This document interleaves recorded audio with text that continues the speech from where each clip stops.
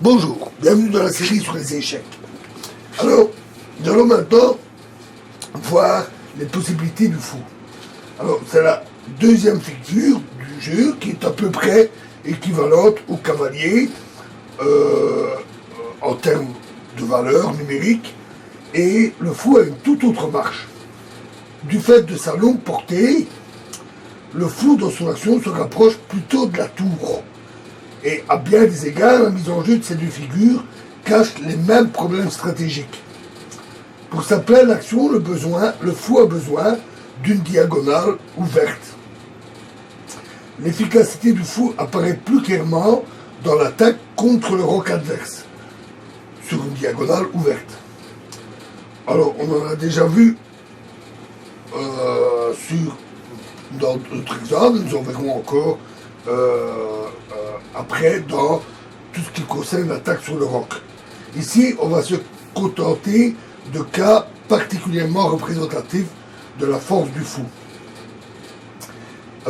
Voici une position qui décide une partie entre Sakharov et Vasyukov au championnat du RSS de 1964. C'est au noir à jouer. Alors, la dame et le fou attaquent le roc, mais l'action du fou est limitée par son propre cavalier, ici, mais également par le cavalier adverse. Les noirs vont cependant parvenir à exploiter victorieusement la pression de leur fou B2 dans une combinaison, et dans cette combinaison, le fou C6 joue aussi un rôle important. Ils ont simplement joué cavalier prend E4, un coup extrêmement fort qui dégage la diagonale. F prend E4, fou prend E4. Donc ici, ils ont donné ainsi une figure pour deux pions, ce qui est, d'un point de vue purement matériel, un peu désavantageux, donc c'est un petit sacrifice. Mais le fou ici a aussi l'avantage de viser la tour H1, mais également de viser la tour C2, le pion C2, ce qui fait qu'on a maintenant une très forte attaque des fous. Et ils n'ont pas le choix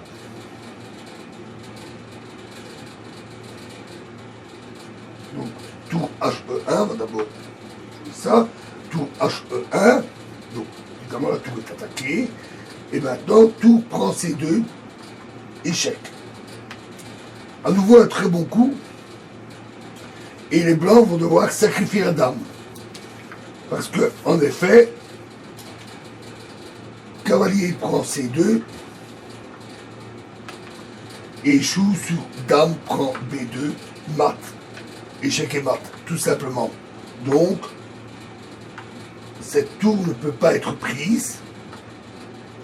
Avec le cavalier, du moins.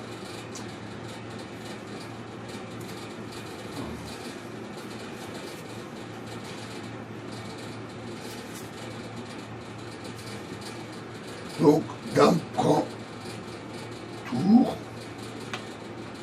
et fou prend C2. Et roi prend C2.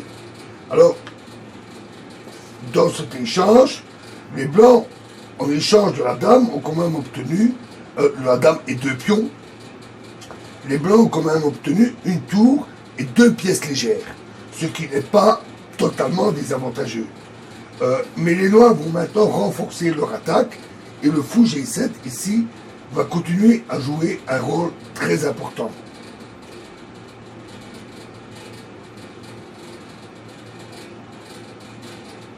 Donc, ils ont joué tour B8, qui menace à nouveau d'attaquer ce point-là. Si cavalier point B3, A5, et alors il n'y a pas de défense contre A4. Donc la défense avec le cavalier est insuffisante, et les blancs ont joué B3. Tour C8, échec, roi B1. Tour C3, fou F3, qui attaque la dame, et tout prend E3. Très bon coup.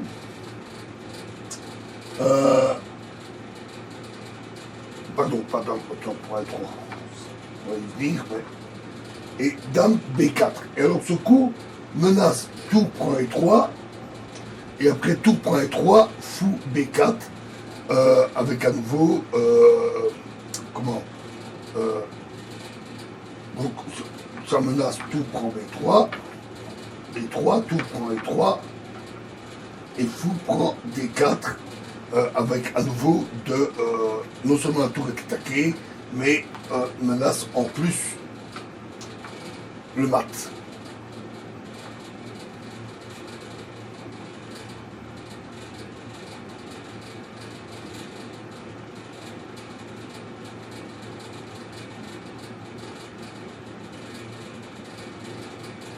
Alors, ils ont joué cavalier C2, ce qui en fait est une faute.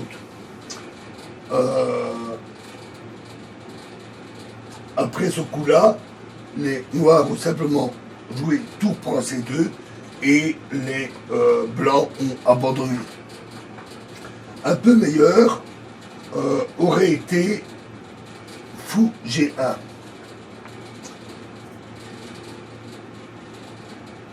Mais après ça, E5 aurait été extrêmement fort.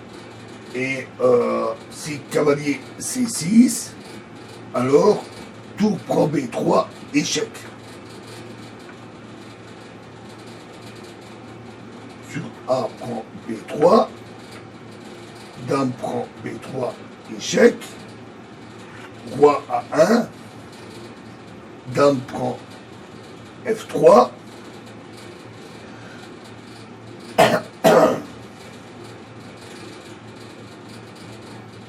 Donc avec un véritable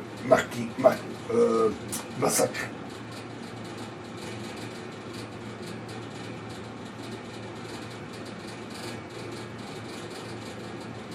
Voilà, et nous verrons un autre exemple dans la prochaine vidéo. Je vous remercie.